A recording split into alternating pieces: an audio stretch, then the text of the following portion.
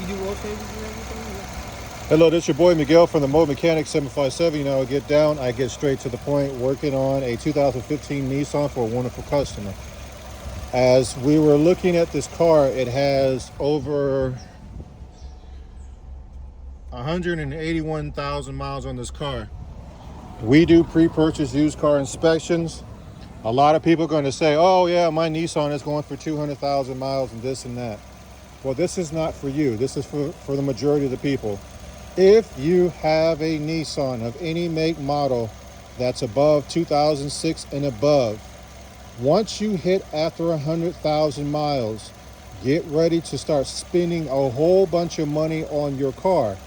When I do pre-purchase used car inspections, I always tell the person before 100,000 miles, get a divorce.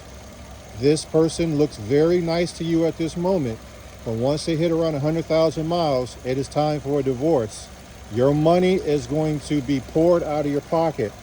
This nice young customer said that they have spent $4,000 within 1 month of me coming up on a real differential.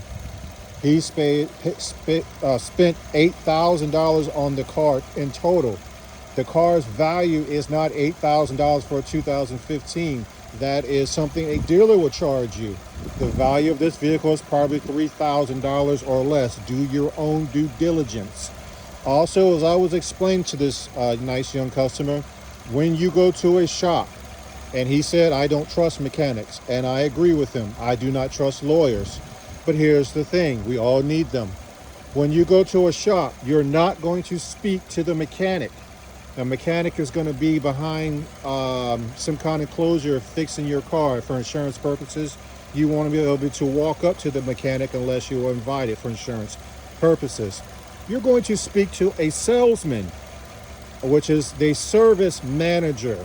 All shops have them. You're not going to speak to the mechanic. The service manager job is literally to upsell you something. If you don't believe me, think about how many times you went to get an oil change and he handed you a whole grocery list of stuff that you didn't even think about. Your car is running fine, but they're saying if you do not do this, you will die. The other thing that the customer was talking about in Mobile Mechanic, we do not charge you for your parts. You pick up your own parts.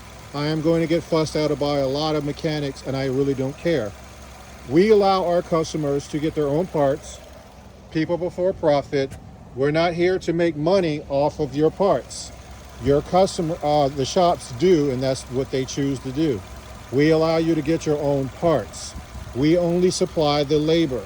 Everybody does what they do differently, and we're going to do the way we do it, and the way it's just the way it is. If you want a car that's longevity, buy yourself a Toyota or a Honda. They are the number 1 and 2 in the world. They have very high resale values. I also own a Honda, by the way. They have very high resale values. You really don't have to do too much work to them. 200,000 miles is equivalent to 100,000 miles on these vehicles. Those cars last 300,000 to 400,000 miles as long as you take care of it, like the timing belt, etc., etc. They will take care of you. These Hondas, these Hondas, these Chevys, these American cars, these Nissans, the Kias, they're not designed to be past 100,000 miles. Here's something to make you think. Before COVID, you can get a 40 to 100,000 mile warranty. Let me know how that works for you after COVID. They don't really offer it whatsoever. They have a lot of recalls back because the quality control, which is a real job, has went down straight to the tubes, and they're selling most of the vehicles, getting them put together in foreign countries. So I'm explaining this to everybody because I want you to fully understand how this really works. In this shop, what happens is they get the part. They make money off of that, ching ching.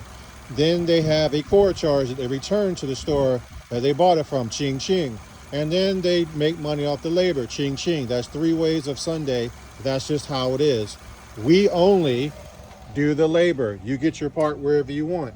The only time that we will refuse to put a part in your car if it's going to harm you or if the part is garbage. We do not want to be held responsible for a garbage part.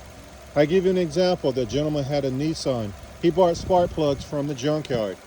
We shot down the $500 job, which was his radiator and everything else, because we're not going to put no junkyard spark plugs in the car, and then we'll be held responsible for everything that happens.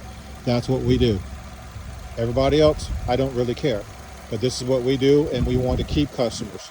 If you have a job or a car that needs to be turned in or traded in or junk, we will flat out tell you.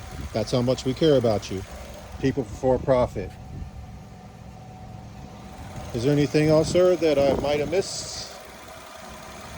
Dude, you are the best mechanic ever. Is there anything else I might have missed? No. All right, so you heard the customer. He said he's standing right here. He has no other questions. He asked very good questions, and he said a very good direct remark. He doesn't like mechanics, and I don't blame him whatsoever. It's just a bad reputation, just like lawyers. But I have to go see a lawyer if I'm in trouble, and that's just the way it is. And also, what you do not know will cost you a lot of money. He had a check engine light on. All it was his rear camera. We cleared it up. Walk over here. Check engine light is off. We did not upsell him anything. We did not make it look like he was going to die. Matter of fact, we told the customer go ahead and trade it in and move on and get something better. If you like these videos, please like, subscribe, and share. Also, if you want to see videos 3 or 4 days before anybody else, hit that subscribe button. If you have benefited out of what I have said, hit that super button to show your appreciation. And we use all the money that we get back and we turn it back and get better equipment to help customers and help you guys. Thank you.